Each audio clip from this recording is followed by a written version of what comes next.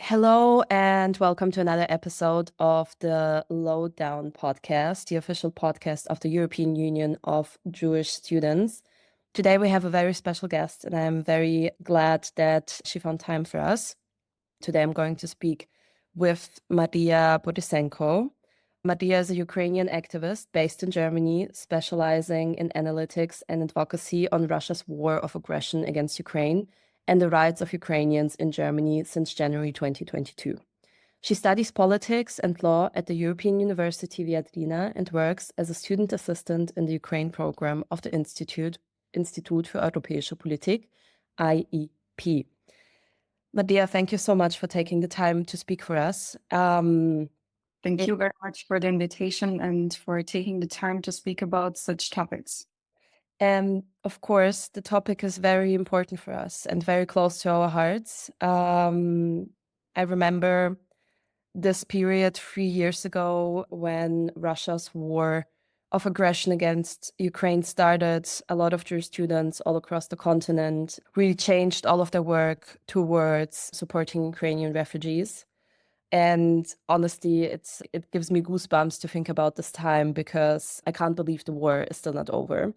And I can't believe that the attention for the fact that there's still people dying in Ukraine every day, that the attention has become so little over the past years. And I want to start with something a bit personal. So this Monday, the invasion of Ukraine by Russia is going to be 3 years old.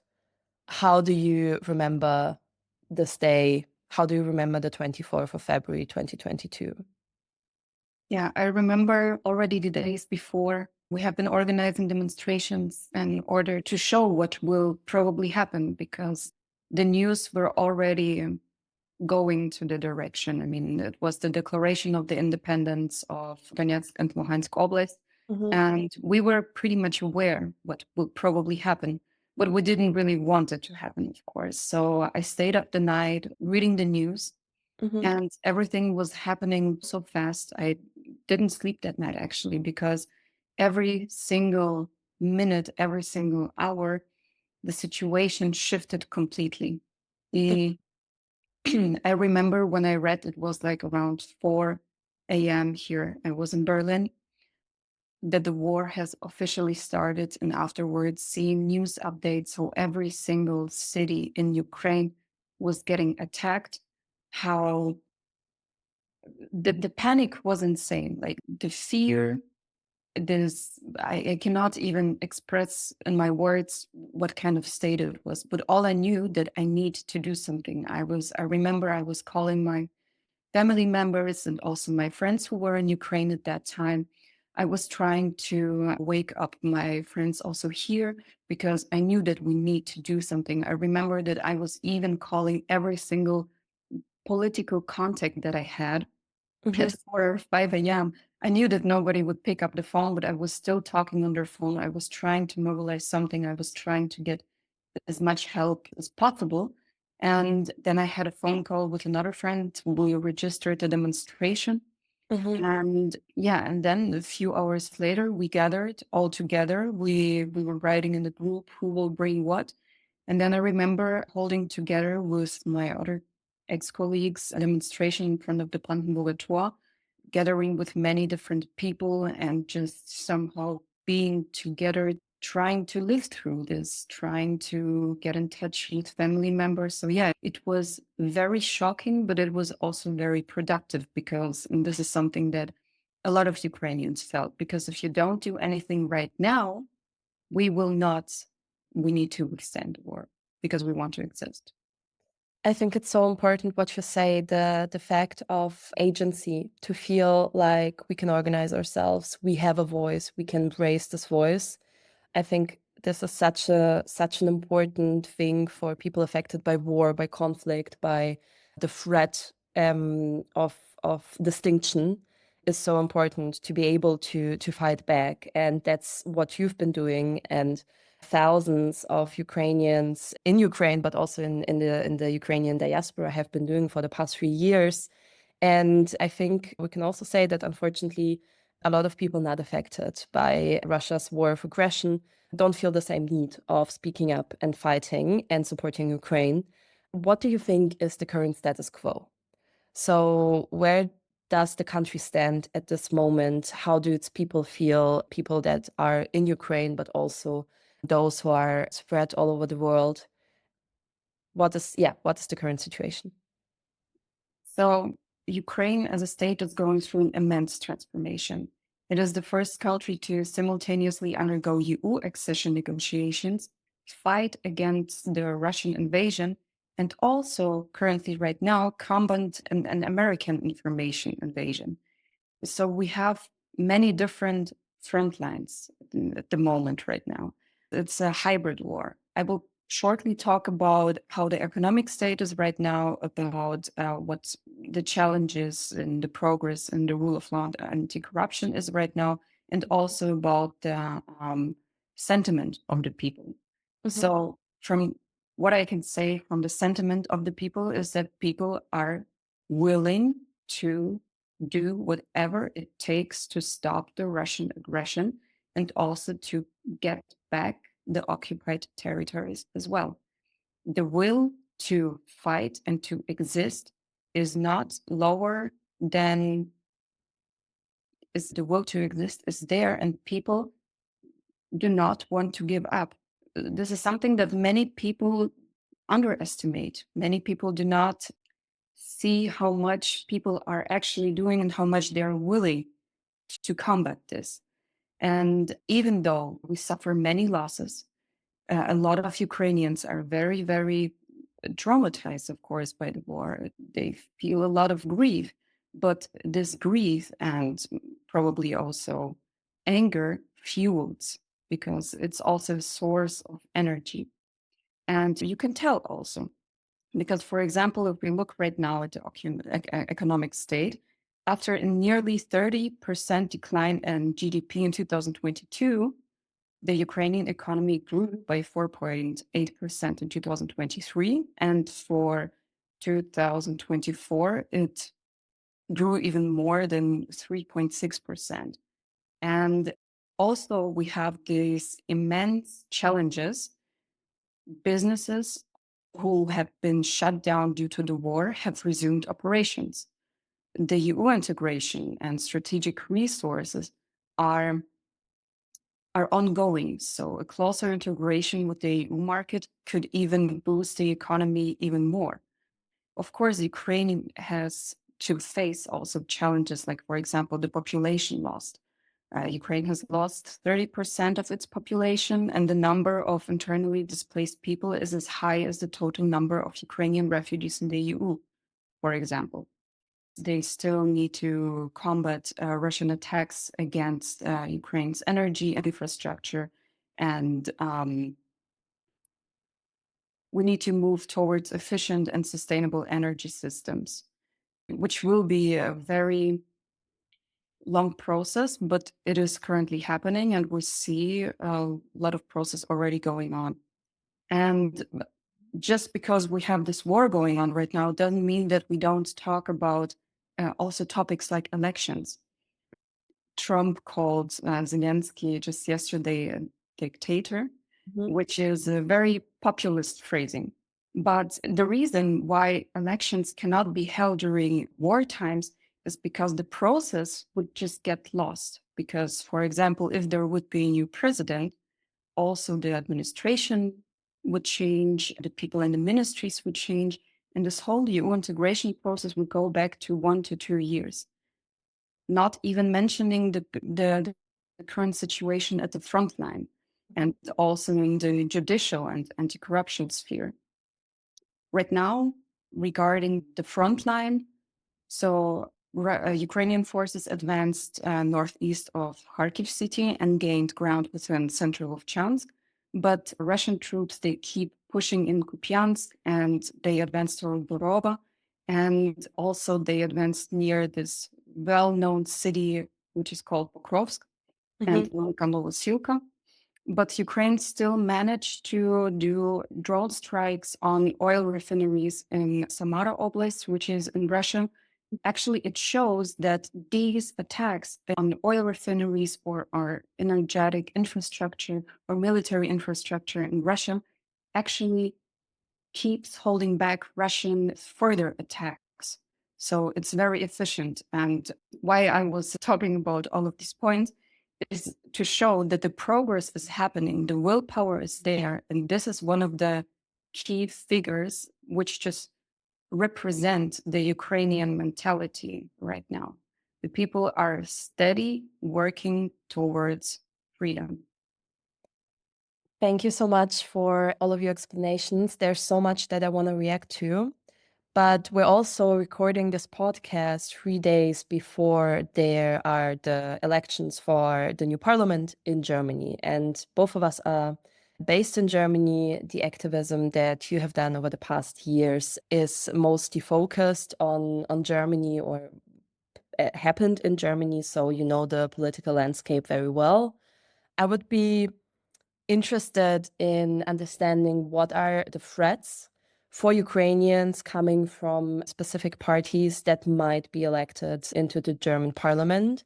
There are a lot of examples. Of course, the right-wing extremist AfD, a couple of weeks after the first Ukrainian refugees has arrived in Germany, already spread racist, anti-Ukrainian and pro-Russian propaganda and continue doing this until now. We have very close ties also with the Putin regime. But of course, there's also the new founded party of Sarah Wagenknecht, who wants to so-called peace negotiations with Putin. And of course, there's also the left-wing party, Die Linke, who speaks up against Ukraine joining NATO and against weapons being delivered to Ukraine. So what is the feeling that Ukrainians in Germany and Ukrainian activists look to those elections? What do those elections mean for the support that Ukraine needs right now? And yeah, what are your concerns regarding those elections too? Mm. Yeah, thank you also for bringing this up, because elections in Germany will determine the future of not only Ukraine, but also of Europe, right? As you already mentioned, the parties AfD, BSV, and Linke, um, they are very much against weapon delivery to Ukraine at all. The other parties in Germany, for example, like SPD, they don't want to deliver heavy like weapons, for example, like Taurus, which, for example, even Great Britain once delivered Storm Shadows, right? And it showed that it would massively change how the war would continue. But some parties remain skeptical. Some parties are much more forward and are not afraid to support Ukraine. I think regarding also the quadrille, for example, the arguments between chancellor candidates show that there will be not such thing as very strong cooperation with parties like AfD. The problem is that if we combine all of the voters of AfD, BSV, and Linke, they could still, for example, block a specific amount of money that would be helpful for military or humanitarian aid to Ukraine, especially regarding military aid. And that would be financially not very well. So my concerns are that these parties, regardless of their political visions, could block not just help for Ukraine, but also because of some kind of ideology or because of their Russian ties that could actually threaten whole Europe, sadly. Germany is one of the strongest, or should be one of the strongest leaders in the European Union. It's their responsibility to get voices together, to be a leader also in the European Union, to be strong. Sadly, in the past few years, this has not been happening as before, which we can see. There is a danger, there is a threat of separation even afterwards. So this election will determine Europe's future a lot. And we need strong willpower also in Germany to support Ukraine in this fight. And with strong voices from these parties, or if they get a lot of votes, this will be very hard, even though they will not be in the government. So these are my concerns. And we do not need Euroscepticism right now. And sometimes I'm even asking myself for who AFD is actually working, because they claim to be patriotic, but Mhm. not supporting Ukraine militarily right now Mhm. would give Russia much more space and would give them much more confidence to attack other European countries. Mhm. So this is a concern that I see a lot of. Right. I think this is a concern that many people share, and we will also speak about it a bit later. A bit later, we will speak about why Europe's reaction is so important, and why Ukraine is actually not just fighting for itself, but for all of Europe, because otherwise, in a couple of years, it's much likely that Ukraine is not going to be the only country attacked by Russia. But you mentioned the future of Europe. And I think something that a lot of Europeans are concerned about, or that a lot of Europeans are dealing with now, is how the transatlantic relations will develop with the new US presidency, especially following the events of Munich, of the security conference in Munich. And you also already mentioned that yesterday Trump called Zelensky a dictator. How do you look at those events, and how do you think will the new US presidency influence the future of Ukraine? Mhm. So the thing with Trump is that we cannot take him literally, but we have to take him seriously. What I mean by that is that he gives interviews like almost every half an hour. Running after his statements would just suck the energy out of us. And we need to be very focused, and we need to be very willpowered right now. So Trump's recent remarks about Zelensky being a dictator could signal like a change in the US political narrative. And if such views gain momentum, they may undermine support for Ukraine, weakening international unity on aiding its defense.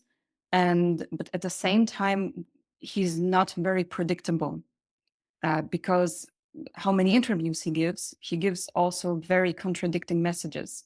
And also in his team, the messages are very, very much contradicting. So we should pay much more attention to his actions, his actions. At the same time, he had to get Putin somehow to the table. He has to get Russia to the table. So of course, he needs to do some kind of public messages in order for him not to gain trust, but to gain at least his attention. And so far, we have seen that it worked. These messages should probably also signal to other European countries to finally wake up and to finally invest more in defense, because this is one of the main topics of Trump, that he wants Europe to have more defense, because the US cannot be the only carrier of NATO. And Europeans have been sleeping on this for many years, and especially after 2014, and even more after 2022, which also shows, yeah, like a lack of willpower and leadership, sadly. But so for right now, we will probably have to wait what will happen also after the talks. And during that, we need to focus on our own strategy and how we can support Ukraine further, and how we can keep the momentum of being also pro-Ukraine, because pro-Ukraine also means being pro-European. And Ukraine has right now the most stable and the most trained army, and is currently shielding Europe. So Trump's comments may have a negative change, like in the US political narrative. And it will probably also lead to a reduction or inconsistency in US support, and which can also slow down Ukraine's military progress. And Russia may view this also as an opportunity to intensify its aggression. Um, but still, the position towards Ukraine should not be influenced by US political support right now, because Ukrainians will still have the willpower to fight back Russia, to defend themselves. And this is something that we should consider more. We should not be dependent from what Trump says. Of course, it's a new change. I hope that it's a wake-up call, but we shouldn't be dependent on huge powers like the US or Russia. I think I totally agree with you, and I think that's going to be a big challenge for Europe for the next decades. But speaking about wake-up calls, Mhm. we already mentioned earlier that over the past years, the public support, the awareness about Ukraine has diminished. And I know a lot of people who have been very active in the beginning, but right now barely speak about it, barely post about it. A lot of people have forgotten about this war, even though it's literally in front of our doors and people are dying every day. If we speak about the wake-up call for Europe, first of all, how do we get this attention towards Ukraine back? How do we get people to care more about this war again? And what has to change in the politics right now in order to support Ukraine in a way that it needs this support? Mhm. So, as I already mentioned, we need independence from what the US is doing and what the US says. Sadly, their opinions have reached platforms like X a lot, and X is one of the main political platforms, you could say, where people also get their opinions from, right?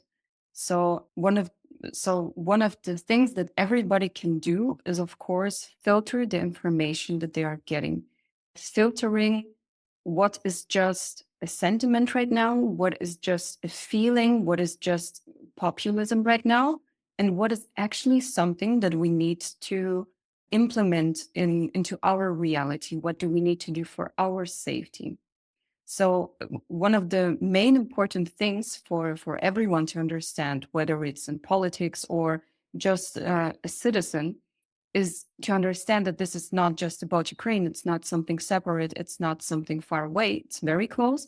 And the danger is coming even closer because if we keep depending on others, if we do not take the responsibility into our hands, understand that it's sometimes very overwhelming by the numerity of crises right now and also wars. And it's challenging also for media and public attention to stay focused.